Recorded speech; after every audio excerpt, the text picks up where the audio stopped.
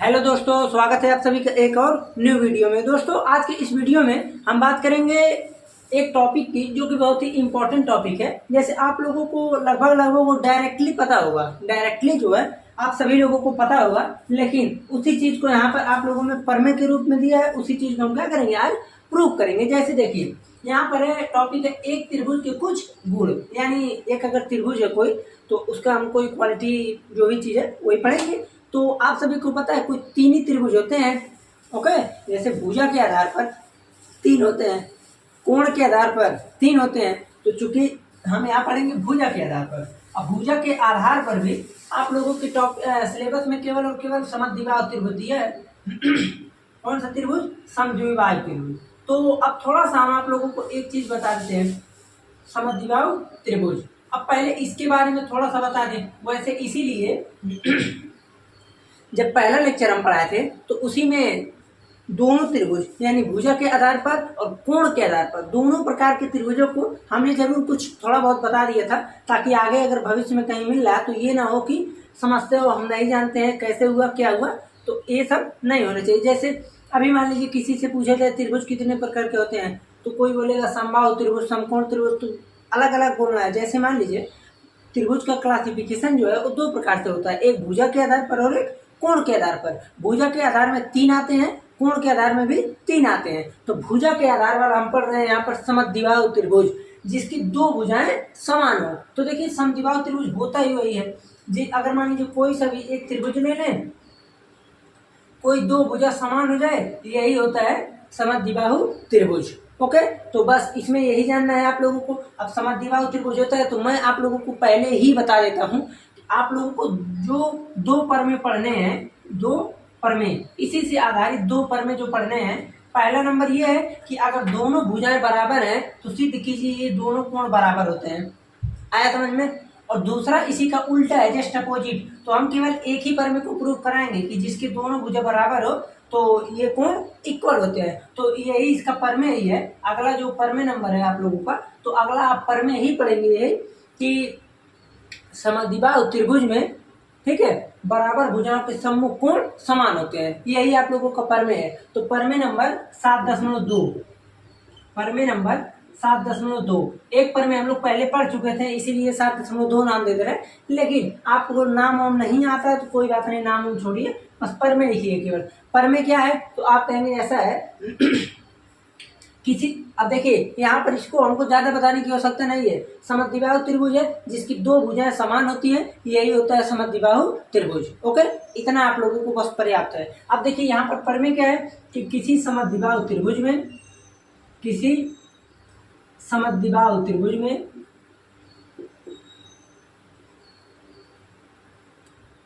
किसी समद्विबाहु त्रिभुज में बराबर भुजाओं के सम्मुख कोण, बराबर भुजाओं के सम्मुख कोण बराबर होते हैं। एक बार आप लोग कोशिश कीजिए कि इसे हम करें, खुद करें, वीडियो को पॉज कीजिए, आराम से इसको सॉल्व कीजिए। ओके, तब हम इसको बताते हैं। ये आप लोगों का प्रमेय नंबर 7.2 है। इसी का जस्ट अपोजिट प्रमेय अभी हम आगे बताएंगे कि अगर कोई भी त्रिभुज हो जिसकी दो भुजाएं, दो कोण बराबर होते हैं तो क्या वो समद्विबाहु त्रिभुज होते हैं। यानी अगर दो कोण बराबर है तो उनके सम्मुख, कोणों के सम्मुख भुजा बराबर होती है। ये हमारा अगला प्रमेय है। और ये प्रमेय क्या है कि किसी समद्विबाहु त्रिभुज में बराबर भुजाओं के सम्मुख कोण समान होते हैं। इसे आप लोग इसको 1 मिनट में प्रूव कीजिए। वीडियो को पॉज करके हम बताते हैं। जैसे देखिए, हमें जहां तक है आशा की कुछ लोग तो कर लिए होंगे। जैसे आप कहेंगे ऐसा है, पहले इसका डायग्राम बनाते हैं। देखिए, जब ऐसे अगर मान लीजिए कोई प्रमेय आ गया प्रूफ में, कभी कभी एग्जामिनर के माइंड में प्रमेय दे देता है प्रूव करने के लिए। जैसे जो हाफ ईयरली का एग्जामिनेशन होता है, क्लास 9 में बात करें, हाफ ईयरली या फिर ईयरली का एग्जामिनेशन, वो जो टीचर बनाता है उसके ऊपर डिपेंड करता है कि कौन सा प्रश्न आएगा, प्रश्न का लेवल क्या रहेगा, मॉडरेट रहेगा या फिर हाई लेवल रहेगा या फिर लो लेवल रहेगा। ये टीचर के ऊपर डिपेंड करता है। जैसे मान लीजिए अगर कोई कहीं का मान लीजिए कोई प्राइवेट संस्था है तो वहाँ के लोग टीचर बनाते हैं। अब मान लीजिए जैसे अगर आरएसएस के स्कूल, अब चूंकि हम आरएसएस के स्कूल से पढ़े हैं तो वहाँ से अगर कोई रिलेटेड है तो उसका लंबा चौड़ा प्रोसेस चलता है। आरएसएस स्कूल में थोड़ा लंबा चौड़ा है। जैसे मान लीजिए कई बच्चे अगर आरएसएस के हैं तो कई टीचर का ग्रुप, जैसे आरएसएस का जितना स्कूल है कई टीचर का ग्रुप जाता है दूर, कहीं एक जगह सम्मेलन होता है कि पेपर बनाने के लिए, तो वहाँ पर ये होता है कई सारे टीचरों का पेपर ले लिया जाता है, उसके बाद उसमें से किसी एक सेट को ढकेल दिया जाता है। तो कुछ इस प्रकार से होता है। सरकारी स्कूल का मान लीजिए है तो कहीं से भी अगर बनना है तो सभी लोगों में कॉमन रहता है। ठीक, यही दो संस्थाएं हैं। प्राइवेट है तो अपना खुद बना देते हैं।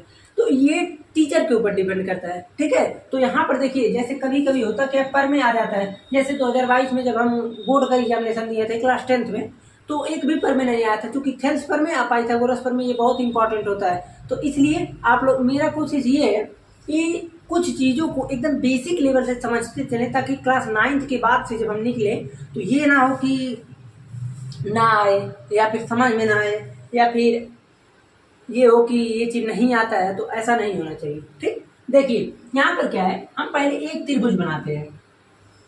एक त्रिभुज बनाते हैं। आप लोग थोड़ा मौज मस्ती करके आराम से पढ़ाई वढ़ाई करते रहिए।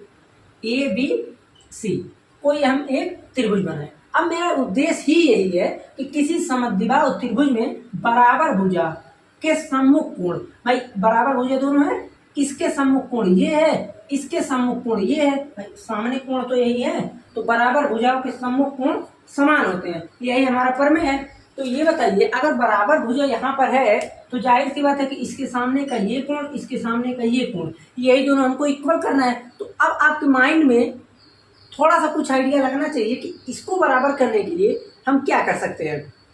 सोचिए, तब तक हम इसको मिटाएं, इधर ही छापेंगे पूरा। आप देखिए एक चीज मैं पहले बता दूं, रट कर काम मैथमेटिक्स में मत कीजिएगा। अगर आप लोगों को केवल पास होना है, 9th और 10th में ही केवल मैथमेटिक्स पढ़ना है बस कोटा के लिए, तो आप लोगों को रट के जैसे मन करे वैसे पढ़ सकते हैं। लेकिन अगर आपको हायर लेवल तक मैथमेटिक्स में जाना है तो रटने वाला काम छोड़ दीजिए। जैसे देखिए, अगर यहाँ पर ये चीज है और हमको पता है कि ये दोनों को इक्वल करना है, तो हमें इसके लिए कहीं ना कहीं इस बीच से लंब डालना पड़ेगा। ओके, लंब क्यों डाला? ताकि दो त्रिभुज में इसका क्लासिफिकेशन हो जाए, और जैसे दो त्रिभुज में क्लासिफिकेशन हुआ तो हम डायरेक्टली बोल सकते हैं कि यहाँ पर ये क्या हो जाएगा अपने आप। अब इसे हम दोनों को सर्वांग प्रूव कर देंगे। ठीक, अब तो आप लोग कर ही लेंगे। तो यहाँ पर देखिए सॉल्व करेंगे जब इसको हम, तो कैसे होगा, आप कहेंगे दिया है, दिया है, दिया क्या है कि एक समद्विबाहु त्रिभुज है, एक समद्विबाहु त्रिभुज, एक समद्विबाहु त्रिभुज जिसमें दो भुजाएं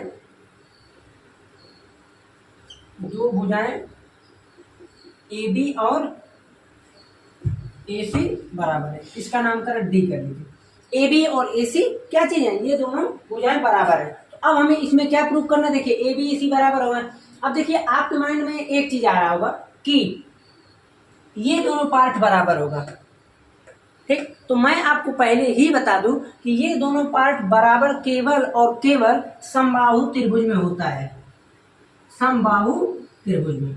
ओके, तो यहाँ पर ये समद्विबाहु त्रिभुज है, तो इसलिए आप लोग इसका ये दोनों बराबर नहीं होता है। हाँ, हम प्रूव करेंगे कि किसी कंडीशन में हो रहा है तो वो ठीक है, लेकिन यहाँ पर ये दोनों बराबर नहीं होता। समबाहु त्रिभुज में अगर आप लंब डालते हैं तो डायरेक्टली वो बराबर होता है। ओके, तो समद्विबाहु त्रिभुज में ऐसा कुछ नहीं है। हाँ, हम प्रूव करेंगे तो देख लेंगे।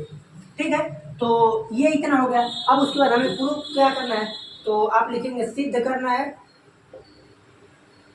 सिद्ध करना है। सिद्ध क्या करना है कि angle B equal to angle C। Okay, ये चीज हो गया। अब बताइए, अब इसके आगे क्या होगा। अगर हम थोड़ा सा आगे ध्यान दें तो आगे आ जाता है उत्पत्ति, यानी उपपत्ति या उत्पत्ति। तो उपपत्ति में हम देखेंगे, आप कहेंगे ऐसा है, उपपत्ति यानी सबूत। सबूत के तौर पर अगर हम देखें तो ज्यादा कुछ नहीं किया, हम सिंपली यही कहेंगे कि उत्पत्ति में। ठीक है, तो यहाँ से आप क्या किए हैं, इसको देखिए A से B पर लंब, यानी AD BC पर लंब है। तो यहाँ से आप कह सकते हैं कि BC पर एक लंब खींचा, या तो A से D को मिलाया, कुछ इस प्रकार से दोनों में से आप कोई सभी लिख सकते हैं। तो चूंकि यहाँ पर हम सिंपली लिख देते हैं कि BC लंब नहीं, AD लंब, AD perpendicular to BC। Okay, देखिए इतना तो हो गया, एकदम सिंपल सिंपल प्रोसेस है। अब उसके बाद हम ये देख रहे हैं कि अब इसकी बात कैसे होगा। जैसे देखिए, ठीक है, ये चीज हो गया। यहाँ पर आपके मन में एक चीज और आ सकता है कि देखिए, एक चीज आप और लिख सकते हैं कि एंगल ए का समद्विभाजक खींचे, समद्विभाजक खींचे, ये भी लिख सकते हैं आप। क्योंकि जब इसका एंगल ए का जब हम समद्विभाजक करेंगे, यानी समान बराबर भाग में बांटेंगे, तो ये अपने आप परपेंडिकुलर ही होगा। लेकिन एक चीज आपके माइंड में आ सकता है कि ये परपेंडिकुलर हो भी सकता है, नहीं भी हो सकता है। ध्यान दीजिएगा, डायरेक्टली हम अभी बता देते कि ये ही लिखिए, आप लोगों के माइंड में रहता है हाँ हमेशा ये लिखना है। तो देखिए ध्यान दीजिए, हमेशा अगर इसकी हम बात करें तो ये नहीं है कि ये परपेंडिकुलर होगा या नहीं होगा, ये ऐसी बात नहीं है। क्यों? देखिए, मान लीजिए एक त्रिभुज हम कुछ ऐसे ले लिए, ऐसे ले लिए, ये यहाँ कर दिए, ये कोण इतना है, ऐसे मान लीजिए हम कर दें कोण का समद्विभाजक, तो हम ये देख रहे हैं परपेंडिकुलर नहीं बनना है। तो इसलिए हम यहाँ पर क्या लिखेंगे कि एंगल ए का समद्विभाजक खींचे, तो ये परपेंडिकुलर नहीं लिखेंगे। आया समझ में ना कि क्यों नहीं लिखेंगे? ओके, क्योंकि कभी कभी ये अगर टेढ़ा मेढ़ा है तो यहाँ पर ये सिंपल केस नहीं लग पाता है। ठीक है, ये हो गया। तो यहाँ से आप कहेंगे अब ऐसा है, अब हम प्रूव करते हैं। हमें प्रूव क्या करना है? सिद्ध करना है कोण बी इक्वल टू कोण सी। तो इसके लिए हमें ये प्रूव करने करें कि ए बी डी सर्वांगसम त्रिभुज ADC। अब आपको डायरेक्टली दिख रहा है कि इतना तो दिख ही रहा होगा, आपको दिख ये रहा है कि AB इक्वल टू AC कहाँ से आया? दिया है। AB इक्वल टू AC, ये चीज हमें दिया है। फिर आप लिखेंगे ऐसा है, AD इक्वल टू AD उभयनिष्ठ भुजा है, उभयनिष्ठ भुजा है। फिर उसके बाद आप लिख देंगे angle A equal to angle A। क्यों लिखे आप तो इसको लिख ही सकते हैं कि A समद्विभाजक कोण है, समद्विभाजक कोण है, तो इसीलिए ये क्या है? बराबर है, समद्विभाजक कोण।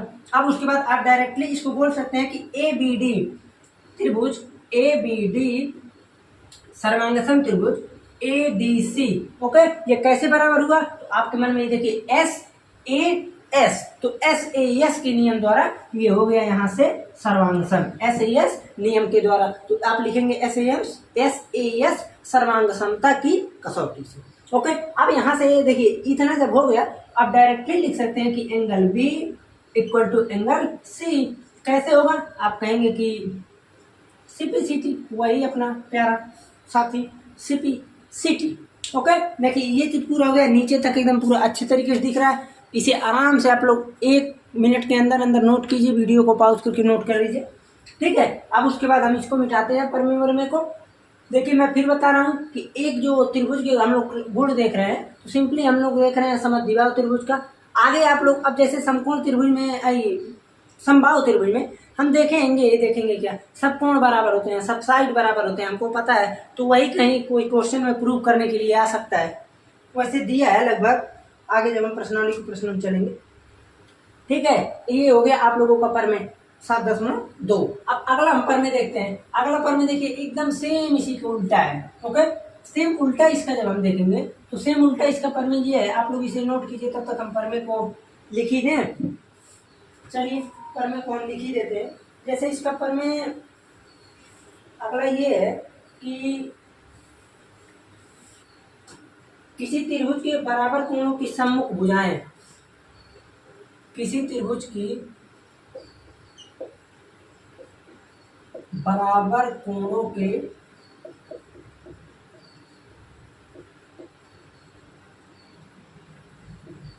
सम्मुख भुजाएं समान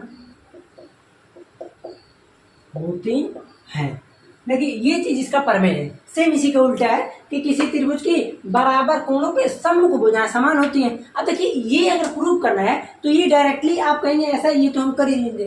कैसे करेंगे? हम हिंट दे दे रहे हैं। हिंट क्या देना है? एक काम करते हैं, इसी के बेस पे एकदम सेम, बस एकदम ये बोलिए कि किसी चीज को अगर हम परमेय में चिपका देते हैं अपने आप यही सॉल्व हो जाता, सॉल्विंग इसका सोल्यूशन होता। जैसे देखिए, जब हम उदाहरण 4 की बात करेंगे, उदाहरण नंबर 4 की बात एकदम सेम टू सेम यही यही है।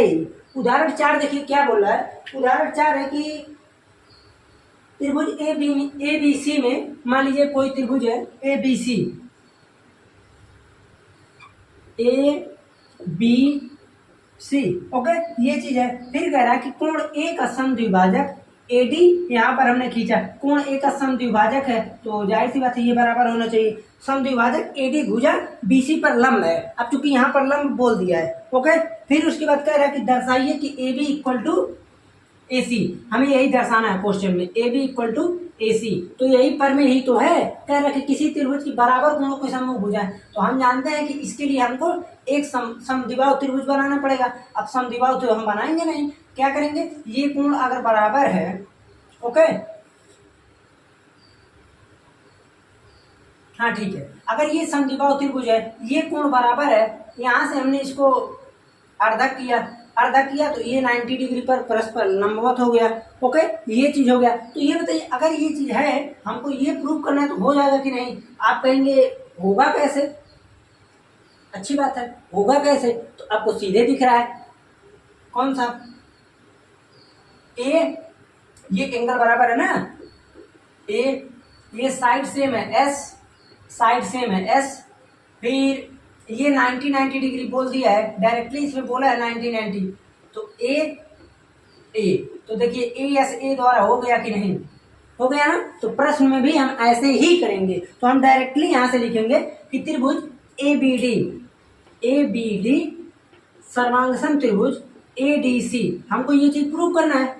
ये प्रूव करेंगे तो अपने आप हो जाएगा। अब ये हमको प्रूव करना है तो हम लिखेंगे वही काम। अब देखिए यहाँ पर सब कुछ एकदम सेम दिया है, जैसे angle B A D equal to angle D A C, क्यों दिया है, ये दिया है आप लोगों को क्योंकि समद्विभाजक बोल दिया है। फिर उसके बाद आप लिखेंगे A D equal to A D, उभयनिष्ठ है। देखिए बहुत ही आसान है, आप लोगों को समझना है, केवल उभयनिष्ठ है।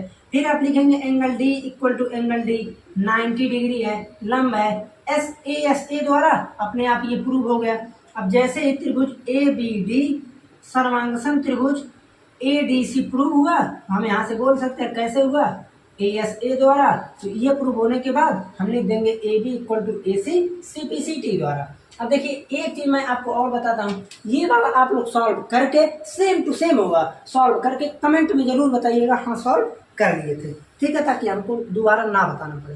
देखिए उदाहरण 4 भी हो गया, ये भी हो गया। अब हम चलते हैं उदाहरण नंबर 5 पर, इसे मिटाते हैं पर में, दूसरा पर में। तो अब आपके मन में देखिए एक चीज ज्ञात हो गया कि कोई समद्विबाहु त्रिभुज है तो दो भुजा बराबर होंगी, दोनों भुजाओं के सम्मुख कोण बराबर होते हैं। यदि कोई त्रिभुज है जिसके दो कोण बराबर है तो समद्विबाहु त्रिभुज है तो कोण तो बराबर होंगे, तो साइड भी उसके बराबर होती है। ये रहा इसका अपोजिट वाला। अब हम चलते हैं उदाहरण 5 पे। तो उदाहरण 5 नंबर जो है, देखिए उदाहरण 5, देखिए कोई भी प्रश्न त्रिभुज का होता बहुत आसान है। क्लास 10 में भी बच्चे घबराते थे तो वहां भी यही सब मैं बताता था कि कोई भी आप देखेंगे होता आसान है, बस आपको समझना है। देखिए यहाँ पर कह रहा है, पहले डायग्राम बना दे, ये लीजिए ए बी सी, उसके बाद यहाँ से ये आ गया एफ, ये आ गया ई, ठीक है। अब देखिए क्वेश्चन को ध्यान से सुनिए, बोल रहा है कि ई और एफ क्रमशः त्रिभुज ए बी सी की बराबर भुजाओं ए बी और ए सी का मध्य बिंदु है। अब आपके मन में एक चीज याद होगा, सीधे आपको पता चल गया कि ए बी और ए सी हमको ये दो चीज बराबर दिया है, ए बी और ए सी हमको ये दो चीज बराबर दिया गया है, पहले से दिया गया है। फिर कह रहा है कि ये जो बी एफ और ई सी जो भी हम खींच रहे हैं वो इसका मध्य बिंदु है, ठीक, इसको आप लोग ध्यान में रखिएगा।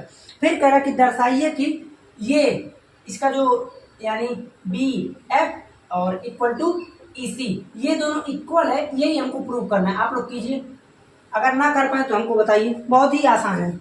अब देखिए आपके मन में एक चीज हो रहा होगा कि हम त्रिभुज कौन सा लेंगे, जैसे B F C E B C, हम ये भी त्रिभुज में तो भी मेरा सही है, तो भी ये दोनों साइड आ रहा है ना। जैसे देखिए अगर हम EBC ये त्रिभुज लें तो हमको EC मिल रहा है। अगर मैं ये त्रिभुज लूँ तो हमको FC मिल रहा है, यानी कौन सा BF मिल रहा है। तो आपके मन में एक सवाल होगा कि हम ये दोनों त्रिभुज ले सकते हैं, यहाँ से दोनों साइड भी आ रहा है, हम प्रूव कर देंगे। तो आपको मैं पहले ही बता दूं क्या चीज कि यहाँ पर हम कौन सा त्रिभुज लेंगे। देखिए, अगर सिंपली आप प्रूव करना चाहते हैं तो आइडिया लगाइए।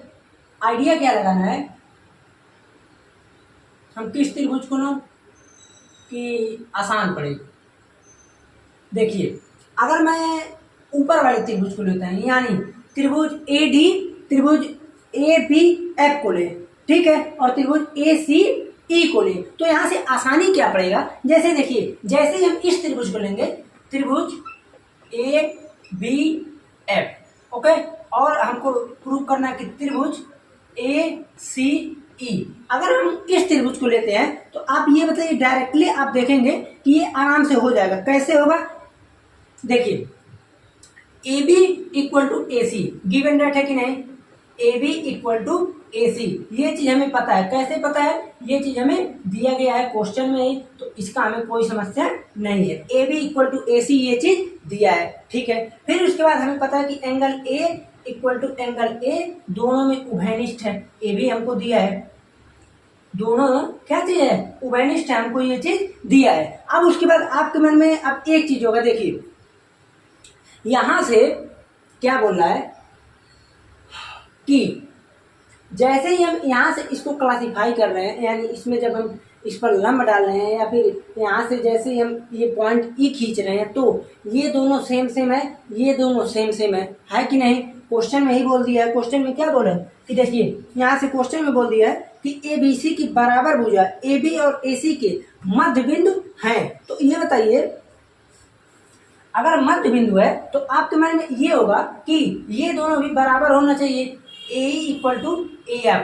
अब क्यों बराबर होना चाहिए, ध्यान से सुनिए। अगर मान लीजिए कोई दो साइड हम ले लें, कोई सा भी दो रेखा ले लीजिए, दोनों सेम है, दोनों रेखाएं सेम है, तो दोनों रेखाओं का अगर हम आधा आधा लें तो भी सेम आएगा। अगर दो रेखा है, दोनों का आधा आधा लें तो दोनों सेम होगा। तो इसलिए आप यहाँ लिख सकते हैं कि बराबर भुजाओं के आधे भाग हैं, बराबर भुजाओं के आधे भाग, और बराबर भुजाओं के आधे भाग अपने आप बराबर होगा। ये चीज हो गया। क्या भैया, हमें SAS, तो आप लिख देंगे कि त्रिभुज ABF सर्वांग सम ACE कैसे हुआ, SAS नियम द्वारा। अब ये चीज जैसे हो गया तो अब आप डायरेक्टली लिख सकते हैं कि BF इक्वल टू EC क्यों हुआ, CP CT द्वारा। सर्वांग सम त्रिभुजों की संगत भुजाएं समान होती है। आया समझ में, देख रहे हैं ना कितना आसान है। अब चलते हैं 6 नंबर पे। देखिए 6 नंबर प्रश्न जो है,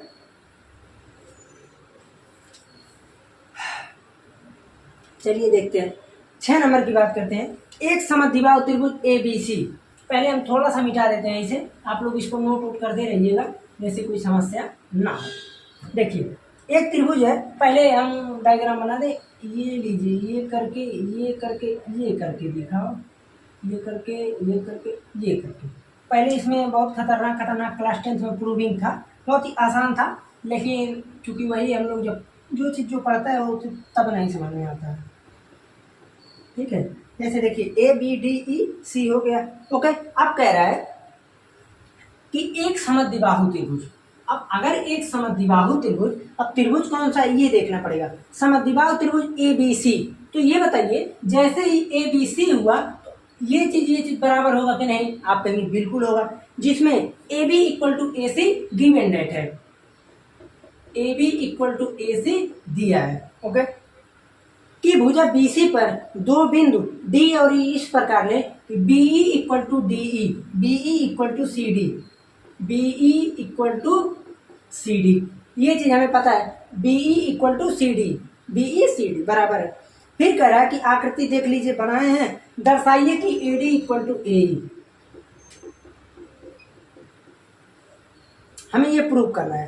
तो अब आप ये बताइए ये चीज कैसे होगा। देखिए जब इसे हम सॉल्व करेंगे, है बहुत आसान। मैं फिर बोल रहा हूँ कि बिल्कुल आसान है, आपको थोड़ा सा केवल ध्यान देना है।